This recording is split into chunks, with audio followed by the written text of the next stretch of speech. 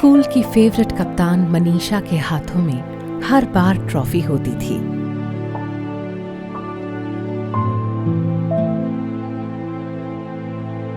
Sunday मास के coir में गाना जेनी को सबसे ज्यादा खुशी देता था।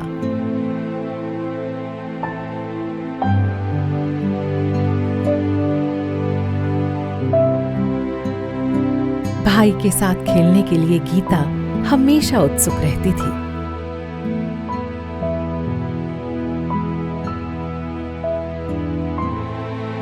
पहले जब भी आफरा का सर झुकता था तो सिर्फ सजदे के लिए।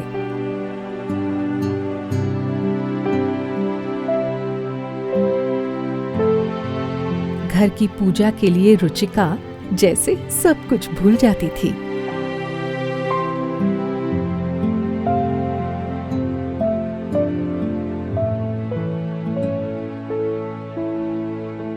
शहरों में रहने वाली न जाने कितनी लड़कियां उम्र के एक पड़ाव पर खुद को ऐसी स्थिति में पाती हैं।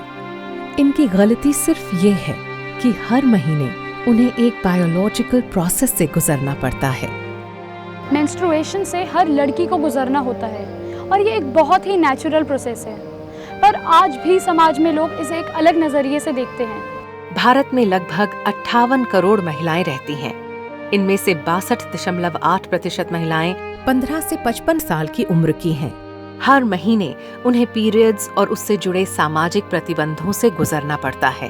महामारी के टाइम पर में लड़कियों को स्कूल या मंदिर में नहीं भेजना चाहिए। पीरियड्स के समय तो लड़की से बात करना भी अच्छा नहीं लगता। उन दिनों में मेरे घर वाले घर से बाहर भी नहीं जाने देते। देखिए, मेंस्ट्रुएशन कोई अभिशाप नहीं है, ये एक नेचुरल प्रोसेस है जो आपके शरीर को गर्भावस्था के लिए तैयार करता है।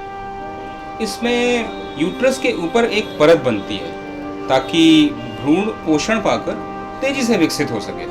लेकिन अगर फर्टिलाइजेशन नहीं हुई है तो ये परत अपने आप खत्म हो जाती है और आपकी शारीरिक संरचना से रक्त के साथ बाहर निकल जाती है और हम इसी प्रोसेस को पीरियड्स कहते हैं। मेंस्ट्रुएशन के दौरान हार्मोन्स में परिवर्तन की वजह से लड़कियों को काफी दर्द और तकलीफ होती है, खासतौर पर तब जब वो अपने पहले कुछ पीरियड्स एक्सपीरियंस करती हैं।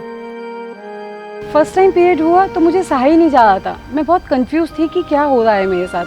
पेट में और सर में बहुत ज़्यादा दर्द। मैं बस उस दर्द के ख़त्म होने का इंतज़ार कर रही थी। लड़कियों को सिर्फ शारीरिक दर्द से ही गुजरना नहीं होता, शरीर में कई बदलाव आते हैं जिस वजह से उन्हें कुछ समझ नहीं आता। लेकिन जब मेंस्ट्रुएशन के दौरान उन पर कई तरह के प्रतिबंध लगते हैं तो उन्हें शर्मिंदगियों का सामना करना पड़ता है। क्योंकि लोग उन्हें एक अलग नजरिए से देखते हैं, इसीलिए बहुत सी लड़कियां घर से बाहर निकलने में भी कतराती हैं। और जब उन्हें ये समझ में आता है कि उन्हें इससे हर महीने गुजरना होगा तो काफी लड़कियां स्कूल जाना तक छोड़ देती हैं।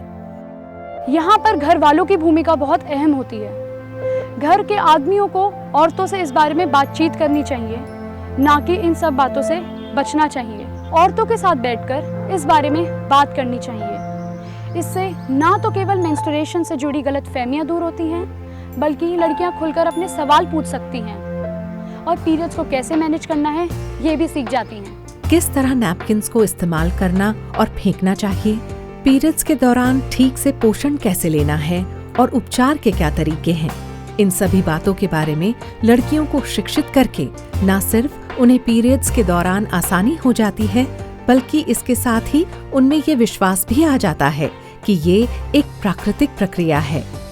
हमारी मानसिकता में आसान सा बदलाव करके हम कई लड़कियों को मेंस्ट्रुएशन के डर से बाहर निकाल सकते हैं, क्योंकि जब वो इसे एक बाधा की जगह जिंदगी का एक हिस्सा मानने लगेंगी, तभी वो सफलता की ऊंचाइयों को छू सकेंगी।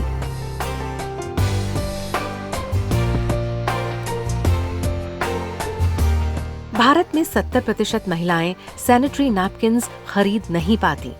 भारत में 16% महिलाएं ही सैनिटरी नैपकिन्स इस्तेमाल करती हैं। 20% लड़कियां यौवन अवस्था में पहुंचने पर मेंस्ट्रुएशन से जुड़ी पाबंदियों की वजह से स्कूल जाना छोड़ देती हैं। खराब मेंस्ट्रुअल हाइजीन की वजह से औरतों में सर्विकल कैंसर के 40,000 केसेस सामने आए हैं।